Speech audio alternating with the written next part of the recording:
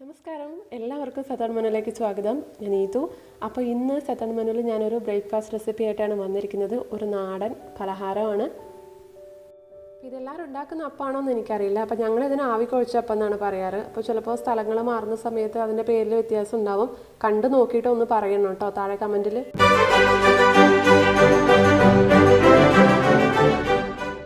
അപ്പോൾ നമ്മുടെ സതൺ മെനു ആദ്യമായിട്ട് കാണുന്നവരാണെങ്കിൽ ചാനൽ ഇഷ്ടപ്പെട്ടാലും സബ്സ്ക്രൈബ് ചെയ്യാൻ മറക്കരുത്. കൂടെയുള്ള ബെല്ലൈക്കൺ ക്ലിക്ക് ചെയ്താൽ നോട്ടിഫിക്കേഷൻസ് കിട്ടും ഞാൻ വീഡിയോ അപ്ലോഡ് ചെയ്യുമ്പോൾ. അപ്പോൾ നമുക്ക് റെസിപ്പിയിലോട്ട് പോവാം. അപ്പോൾ ഈ അപ്പം ഉണ്ടാക്കിയെടുക്കാൻ നമുക്ക് ഒരുപാട് ഇൻഗ്രീഡിയൻസിൻ്റെ ആവശ്യമൊന്നുമില്ല. അപ്പോൾ നമുക്ക് വേണ്ടത് പച്ചരിയും പുഴുങ്ങലരിയാണ്. അപ്പോൾ പച്ചരി ഞാൻ 2 കപ്പ് എടുത്തിട്ടുണ്ട്, പുഴുങ്ങലരി 1 കപ്പ് എടുത്തിട്ടുണ്ട്. ഈ കാണുന്ന ഗ്ലാസ്സിലാണ് ഞാൻ അളന്നെടുത്തിട്ടുള്ളത്, മെഷറിംഗ് കപ്പ് അല്ല. അപ്പോൾ 2 ഗ്ലാസ് പച്ചരി എടുത്തിട്ടുണ്ട്, 1 ഗ്ലാസ് പുഴുങ്ങലരി എടുത്തിട്ടുണ്ട്. അപ്പം നിങ്ങൾ എടുക്കുന്ന പച്ചരിയുടെ നേരെ പകുതി പുഴുങ്ങലരി എടുക്കാൻ ശ്രദ്ധിക്കാം. പിന്നെ നമ്മളിത് കുതിർത്ത് വെക്കണം. അപ്പം ഞാൻ ഓൾറെഡി ഞാൻ കുതിർത്ത് വെച്ചിട്ടുണ്ട്. ഏകദേശം ഒരു 6-7 മണിക്കൂർ കുതിർത്ത് വെക്കണം. ഇപ്പം ഞാനിത് ഉണ്ടാക്കുന്നത് വൈകുന്നേരമാണ്, ഞാൻ രാവിലെ കുതിർത്ത് വെച്ചതാണ്.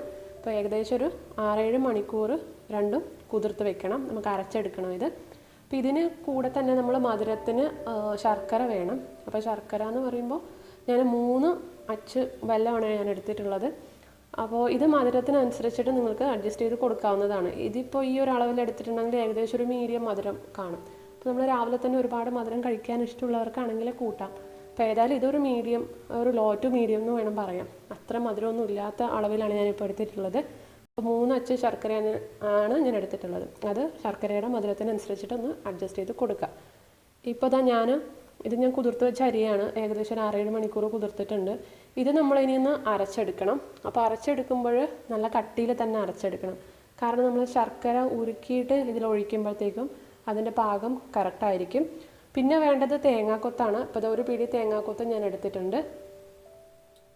ഇപ്പോൾ ഞാൻ അരി മിക്സർ ജാറിലേക്ക് എടുത്തിട്ടുണ്ട്. നമ്മളിത് ഇത്രത്തോളം ഇത്രയും വെള്ളം വേണ്ടു, ഇത്രയും ഒഴിച്ചിട്ട് ഒരു നുള്ളു ഉപ്പിട്ടിട്ട് നമ്മളിതൊന്ന് കട്ടിയിൽ അരച്ചെടുക്കാം. അപ്പോൾ ഇത് നോക്കിക്കഴിഞ്ഞാൽ ഞാൻ അരി അരച്ചെടുത്തിട്ടുണ്ട്.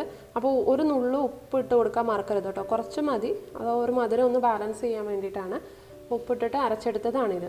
അപ്പോൾ നിങ്ങൾക്ക് വേണമെന്നുണ്ടെങ്കിൽ ശർക്കര ഉരുക്കിയിട്ട് അരച്ചെടുത്തിട്ട് അത് തണുത്തതിന് ശേഷം ഈ അരിയിൽ ഒഴിച്ചിട്ട് അരച്ചെടുക്കാവുന്നതാണ്. അപ്പം അത് കുറച്ച് സമയം എടുക്കുന്നത് കൊണ്ട് ഞാൻ സെപ്പറേറ്റായിട്ട് ശർക്കര ഉരുക്കിയിട്ട് അരച്ചെടുത്ത് മാറ്റി വെച്ചിരിക്കുകയാണ്. അപ്പോൾ ഞാനിനി കുറച്ചും കൂടെ ലേറ്റ് ആയിപ്പോയാൽ ലൈറ്റിൻ്റെ പ്രോബ്ലം വരും. അതുകൊണ്ട് ഞാൻ ഇങ്ങനെ ചെയ്ത് കൊടുക്കുന്നത്. നിങ്ങൾക്ക് വേണമെങ്കിൽ ശർക്കര പാനിൽ തന്നെ അരി അരച്ചെടുക്കാവുന്നതാണ്. അപ്പോൾ പാകമൊക്കെ കറക്റ്റായിട്ട് കിട്ടും. ഏകദേശം ഒരു ദോശമാവിൻ്റെ പരുവത്തിൽ നമുക്ക് അരച്ചെടുക്കണം. അപ്പോൾ ഞാനിത് ശർക്കര ഉരുക്കിയിട്ട് അരച്ചെടുത്ത് മാറ്റി വെച്ചിട്ടുണ്ട്. അപ്പോൾ നമ്മളിനി ഇതിലേക്ക് ഒഴിച്ചു കൊടുക്കാം. രണ്ടും കൂടെ ചേർത്തിട്ട് മിക്സ് ചെയ്തെടുക്കണം. അതിൻ്റെ കൂടെ തന്നെ ഞാൻ അരിഞ്ഞു വെച്ചിരിക്കുന്ന തേങ്ങാക്കൊത്തുണ്ടല്ലോ അതും ആഡ് ചെയ്ത് കൊടുക്കാം. ഇനി നന്നായിട്ടൊന്ന് മിക്സ് ചെയ്ത് കൊടുക്കാം. അപ്പോൾ ഇതിൻ്റെ പാകം എന്ന് പറയുന്നത് ഇഡ്ലി മാവിൻ്റെ പാകത്തിൽ നമുക്ക് കലക്കിയെടുക്കാം. അതേപോലെ തന്നെ ദോശമാവിൻ്റെനും എടുക്കാം. അപ്പം അതിൽ വ്യത്യാസം എന്താണ് വരുന്നതെന്ന് വെച്ചാൽ അതിൻ്റെ തിക്നെസ് കുറയും തോറും വേവ് കൂടും. അതായത് കുറച്ച് സമയം കൂടി നമ്മൾ വേവിക്കേണ്ടി വരും, അതൊന്ന് കട്ടിയായി കിട്ടാൻ വേണ്ടിയിട്ട്. അതാണ് അതിൻ്റെ പാകത്തിനനുസരിച്ചിട്ട് അങ്ങനെ വേവ് ഒന്ന് മാറി വരും. അത് നിങ്ങൾക്ക് വേണമെങ്കിൽ അഡ്ജസ്റ്റ് ചെയ്ത് കൊടുക്കാം. ഇപ്പം ഞാൻ എന്തായാലും ഒരു ഇഡ്ഡലി ചെമ്പ് എടുത്തിട്ടുണ്ട്. അപ്പോൾ നമ്മളിത് ആവിയിലാണ് വേവിച്ചെടുക്കാൻ പോകുന്നത്. അപ്പോൾ ഒരു ഇഡ്ഡലി ചെമ്പിനകത്തേക്ക് വെള്ളം ഒഴിച്ചിട്ട് ചൂടാക്കാം. അപ്പോൾ ചെറുതായിട്ട് ആവി വരുന്ന സമയത്തേക്ക് ഒരു വാഴയില എടുക്കാം. വാഴയില വാട്ടിയിട്ട് നമ്മളിതിങ്ങനെ വെച്ച് കൊടുക്കാം.